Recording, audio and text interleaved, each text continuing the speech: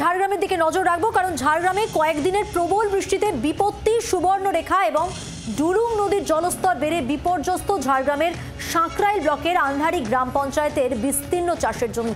দেখুন, একেবারে জলের তলায় চলে গেছে চাষের জমি। প্রতি বছরের মতো এবছরও ধান এবং সবজি চাষে তাই ব্যাপক ক্ষতি হয়েছে। স্থানীয় বাসিন্দারা যেটা বলছেন যে এবছর ইতিমধ্যেই 3 বার জলবন্দী হয়েছে এলাকার কৃষি জমি।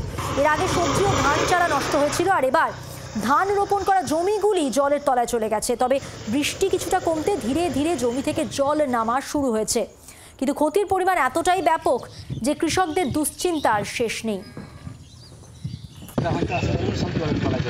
প্রায় কত বিঘার মতো ক্ষতি হয়েছে? প্রায় এখানে কত 800 বিঘা মতো জায়গা যাই, তো আমাদেরকে কোনো সরকার কোনো সাহায্য করে না।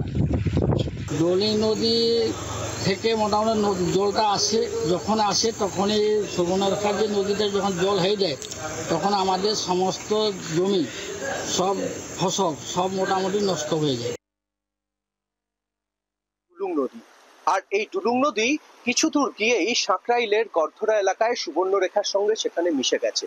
এই অতিরিক্ত বর্ষার ফলে ডুলুং এবং সুবর্ণরেখা দুটোই কিন্তু বিপদসীমার উপর দিয়ে বইছে, যার জেরে এই নদী পার্শ্ববর্তী যে বিস্তীর্ণ এলাকা রয়েছে সেই এলাকা এই মুহূর্তে জলের তলায়। সেই জল কবে নামবে সেই চাষিরা এখনো পর্যন্ত কিন্তু সেটা জানে না। নতুন করে একাধিকবার তারা সবজি বা ধান লাগিয়েছেন, কিন্তু এই সম্প্রতি যে বৃষ্টি হলো তাতে ফের সমস্যার মুখে এই সমস্ত এলাকার চাষিরা। তার কারণ সমস্ত চাষটাই প্রায় নষ্টের মুখে।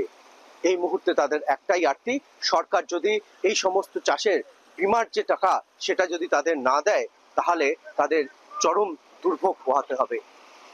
সৌরভ চৌধুরী, জি24 ঘন্টা। বাংলার আওয়াজ, বাঙালির আবেগ, জি24 ঘন্টা।